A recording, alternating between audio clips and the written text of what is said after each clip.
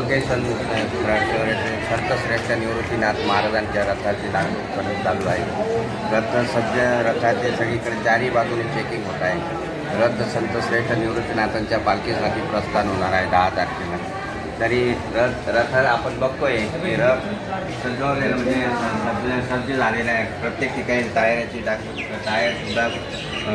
सगळे नवीन टाकलेले आहे आणि हे जे आहे चांदीचा रथ हा सगळीकडे स्वच्छ करून संतश्रेष्ठ निवृत्तीनाथांच्या हजारोच्या संख्येने वारकरी निवृत्तीनाथांच्या पालखीसाठी प्रस्थान होणार आहे।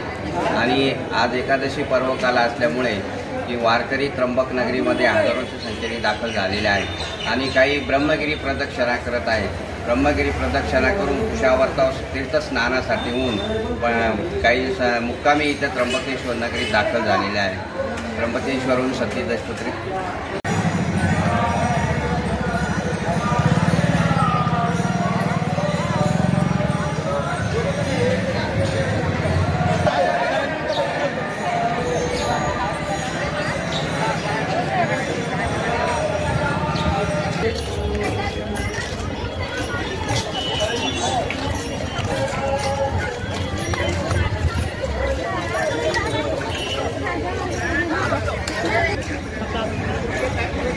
ब्रह्मगिरीकडे जाण्यासाठी भाविकांची झालेली गर्दी, जिन्यामध्ये भाविकांना जाण्यासाठी गर्दी वाढल्यामुळे चेंगराचेंगरी असते, तरी पोलीस आणि वन विभागाने याकडे लक्ष द्यावे आणि आलेले भाविकांची संख्या अजूनही एवढ्या संतश्रेष्ठ निवृत्तीनाथांची।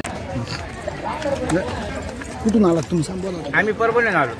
हां, तर मग जिन्यामध्ये तुम्ही ज्यावेळेला ब्रह्मगिरी प्रदक्षिणा करायला गेले त्यावेळेला वरती जिन्यामध्ये गर्दी झालेली होती। खूप गर्दी झाली। मग त्यावेळेला वन विभाग पोलीस डिपार्टमेंट होतं का? नाही, कोण नव्हतं डिपार्टमेंट कोण नव्हतं। आणि तुम्ही परभणीहून आले आणि अशीच गर्दी ही वाढत राहणार।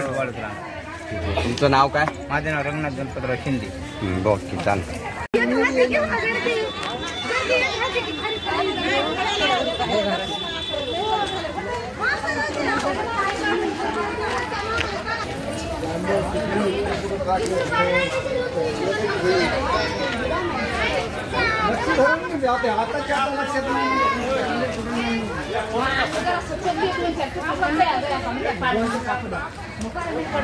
आता